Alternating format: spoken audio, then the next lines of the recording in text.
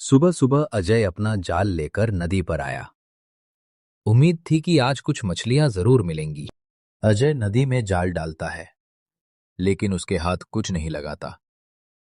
फिर वो दोबारा जाल डालता है, पर इस बार भी जाल खाली होता है। हे भगवान, कब तक यूं ही खाली हाथ लौटता रहूंगा। घर पर भूख से परेशान पत्नी मेरा इंतजार कर रही होगी। आज फिर अगर कुछ नहीं लाया तो बच्चों को क्या खिलाऊंगी? कितनी बार कहा कि कोई और काम कर लो। बच्चा माँ का आंचल पकड़कर कहता है, माँ, मुझे बहुत भूख लगी है। ऐसा सुनकर माँ की आंखों में आंसू आ जाते हैं। अजय परेशान होकर नदी किनारे बैठ जाता है।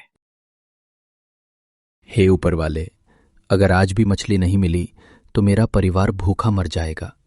मेरी मदद करो। अचानक जाल में कुछ भारी अटकता है। अजय चौंक जाता है और जाल खींचते हुए पसीना पोंछता है। जाल में एक चमकदार सुनहरी मछली निकलती है, जिसकी रोशनी देखकर अजय की आंखें फैल जाती हैं। मछली अचानक बोलने लगती है, अजय, अगर तुम चाहो तो मुझे बेचकर पैसे कमा सकते हो, लेकिन अगर मुझे आजाद कर दोगे तो मैं तुम्हारे घर सुख समृद्धि का आशीर्वाद दूंगी। तो अजय हक्का बक्का रह जाता है। वो कुछ पल सोच में पड़ जाता है। उसके मन में डर और आश्चर्य दोनों उमड़ते हैं। पैसा अभी चाहिए, पर अगर मैंने इसे छोड़ दिया तो शायद भविष्य बदल जाए। ठीक है, मैं तुम्हें आजाद करता हूं। मुझे अपने परिवार से ज्यादा लालच नहीं चाहिए। इसी बीच मछली पानी में कूद जाती है और अचानक आकाश चमक उठता है। रोशनी से घिरा हुआ वातावरण एक पल के लिए दिव्य सा महसूस होता है। मछली अजय को आशीर्वाद देती है। अजय, तुम्हारी निस्वार्थता का फल मिलेगा।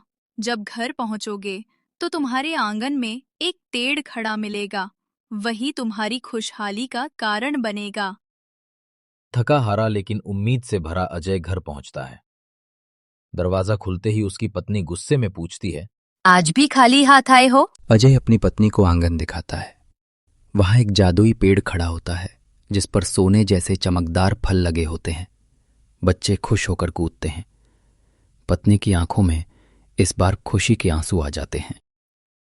संघर्ष और ईमानदारी से जीने वाले इंसान को कभी भगवान खाली हाथ नहीं लौटाते।